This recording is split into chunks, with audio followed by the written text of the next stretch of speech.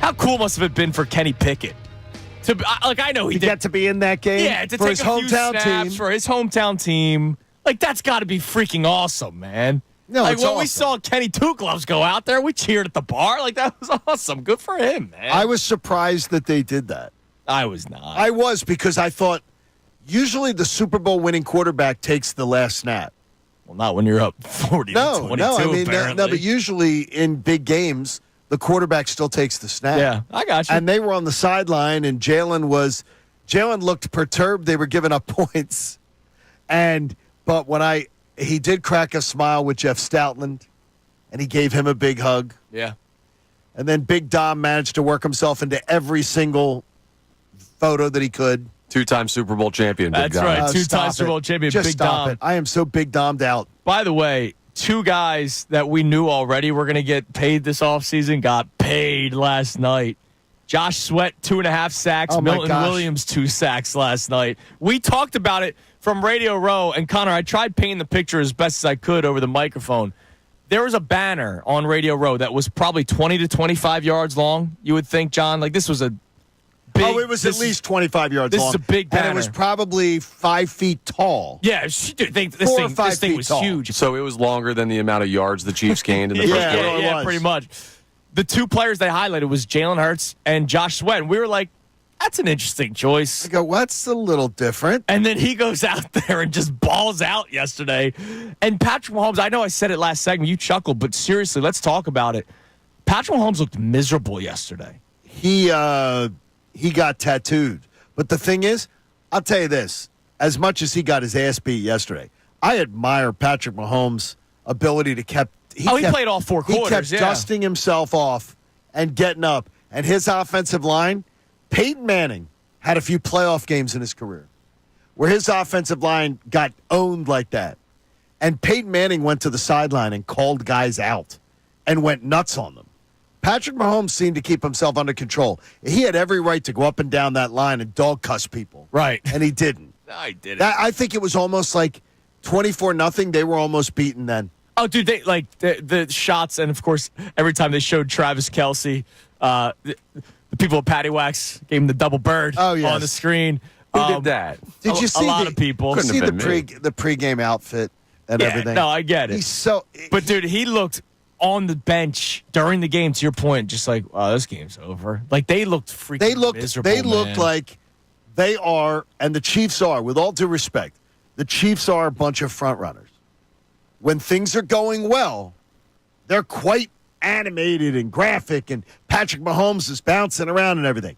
Their body language sucked from 17-0. Yeah. It sucked. Well, The mopey shoulders, the thing. And then they talked about, this team's going to regroup coming in after halftime. And Aaron Andrews went out there and was like, after halftime, they're going to take this like it's nothing and play. And I'm like, bull crap. That team was beaten the minute A.J. Brown scored that touchdown before halftime. Oh, game over. On the Mahomes turnover, which, by the way, I still don't know what he was doing. Dude, I don't know what he was doing a couple times. The Cooper DeJean pick six. There was nobody there. If you go back. I don't understand what he was doing.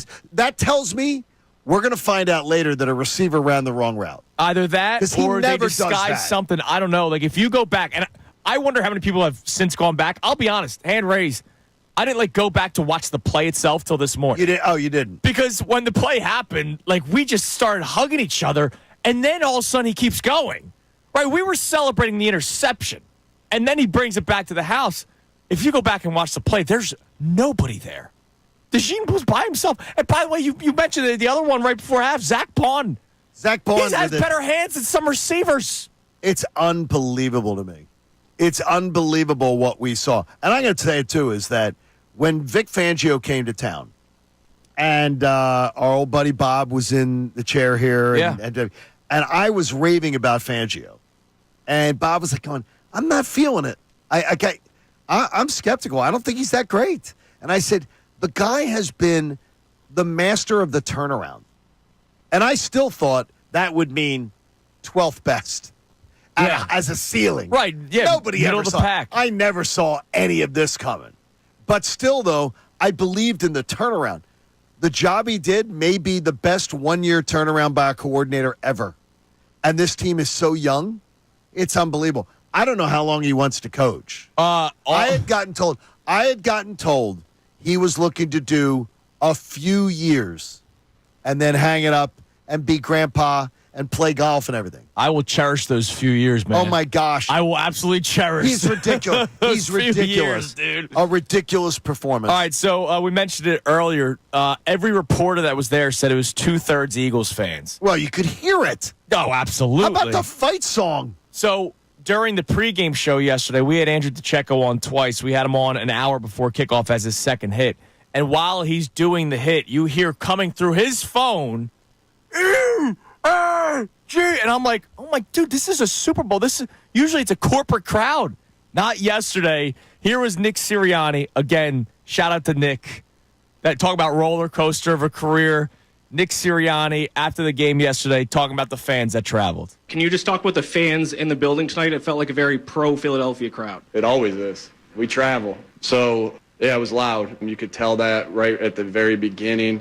You could see a lot of green out there. But that feels that is very common for when we go to places is that our fans have a tendency to, take over the stadium because we travel so well. We have such great fans. I go back to this. We played 4 of our last 5 at home, and then we played 3 playoff games in a row at home. And that's a big reason why we were here is the energy that our crowd gives us and our fans give us. So, a lot of Eagles fans out there, and we're so appreciative of you guys and how you contribute to this. Again, I've said it a million times tonight. I'll keep saying it. Can't be great without the greatness of others. That applies to our fans as well. I mean, it was incredible to see a sea of green at a Super Bowl, John. It was unbelievable. Have you ever seen that? I mean, look, I don't like. I'm sorry to do the age thing, but like all the Super Bowls that you've seen, have you ever seen like a takeover of a fan base? Because you know what, you've covered Super Bowls. I've been to. I've attended. 14. Well, Tampa played as a far as home being one. there in the game, Right. Tampa played a home one, and then the Rams played a home one, didn't they? I believe you're right. I think they did during COVID, didn't they? I think they may have. Possibly, but outside of those, no. And I just think that was the most amazing crowd sounding. I will show you video. My buddy Paulie, who comes up for all the games and stays with us, well, he was at the game last night, and he sent me videos after scores of the fans singing. And when you listen to it, it sounds like a home game because they're playing the same sound, that airs at Lincoln Financial Field. Right. It was unbelievable. It's unbelievable to me what we've heard. Man. It's so much fun. And, again, I got people saying, what corner did I get the stuff on that we all have the stuff? Man, you went to Rally House last night, and I was assured because Rally House looked like, it looked like the Giant the day before a snowstorm. By the time I was leaving the place, and the line was 300 people. So they will get more stuff in. There will be early morning trucks coming in, midday trucks coming in to all the different locations. So just because if you heard from friends, well, they were sold out last night, doesn't mean they're going to be sold out this morning. Oh, so yeah, just they got truck They're loads constantly coming. bringing in trucks. Yep. And last night, I was so proud of Rally House Exton. They didn't let this one jackwagon. He had like a stack of hats that he was looking to take and probably put on the internet or whatever, and the crowd literally stopped it. And they were like, no, dude. You police yourselves. You can take 4. That's good work. You police get yourselves. 4. I think I said something that I shouldn't have said, but take 4. If you want to buy 4, buy 4. That was the Super Bowl talking. Let's go to Terry on the cell. What up, Terry? Good morning. What's up, Terry? Terry, I'm here with you guys. I'm going to tell you right now, everything you're saying, so true. Thank God we lost that Week 16 game because who knows what happens otherwise. But I'm also going to say Jalen Hurts is the greatest Eagles quarterback of all time. Nick Sirianni, greatest Eagles coach of all time. You can't deny it. Yeah, I have all summer. You know what? We have all summer to do those shows. I don't want to do that show today, but I will give them both their props. I get where you're coming from, though, Terry. Yeah, I do, man. I don't want to do that today, though. All I'm saying is, guys, what an incredible 24-0 at halftime. Dude, it was a beatdown. It honestly, and thanks for the call, Terry. If you're not an Eagles or Chiefs, well, if you're not an Eagles fan because you're a Chiefs fan, you're miserable. If you weren't an Eagles fan, I guarantee you yesterday was extremely boring for people. Oh, it was a terrible Super Bowl. It was a terrible Super Bowl for that. I had fun. No, we had fun, but Like, imagine you're some guy in the down south, right? No. I was hearing from all my friends in Atlanta, And they're like, sending me congratulations, going, but this game sucks. They were probably sending you congratulations in the third quarter because that's when the game was over. Most of them were saying it sucks as bad as the halftime show. I didn't think the halftime show was that bad, but it wasn't much of a show. There's a lot of people that don't understand the beef. But the thing is, And when not but like that's us not what played. halftime show's about.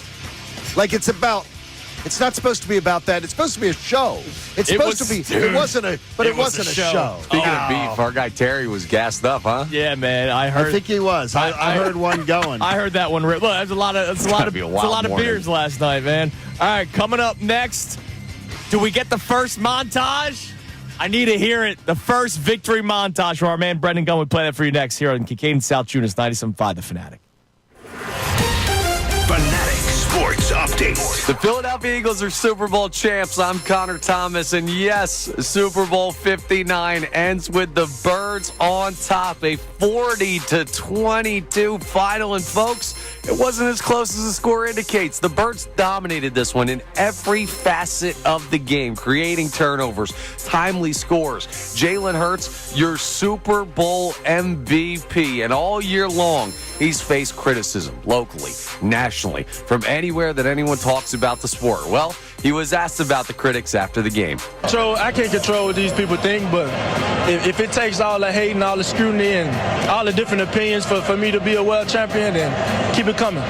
Keep those championships coming, Jalen, because we can sure get used to this in the city of brotherly love. The Philadelphia Eagles are now two-time Super Bowl champions. The Chiefs three-peat. Send those shirts somewhere else. You don't need to sell them here, man. This is incredible. It will be a great day to talk about all of it. Philadelphia, drink it in. We don't get these moments often, but today, this week, the rest of this year is going to be a special one. Your Birds have summited the mountaintop again. This update is brought to you by Bank of America. Whether you run a local shop or a global enterprise, Bank of America gives you access to business solutions to make every move matter. What would you like the power to do? Find out at bankofamerica.com/banking for business. I'm Connor Thomas for the home of the 76ers and Flyers, 97.5 The Fanatic and 97.5thefanatic.com. Hey guys, Andrew Salciunas from Kincade and Salciunas. Thank you for checking out all of our stuff on YouTube. Make sure you click, like, subscribe on everything that you see. And of course, you can see everything from our YouTube feed. Full shows, interviews, when John's being an idiot, which is like 15 times a day. So make sure you check out all of our stuff on YouTube. We appreciate it.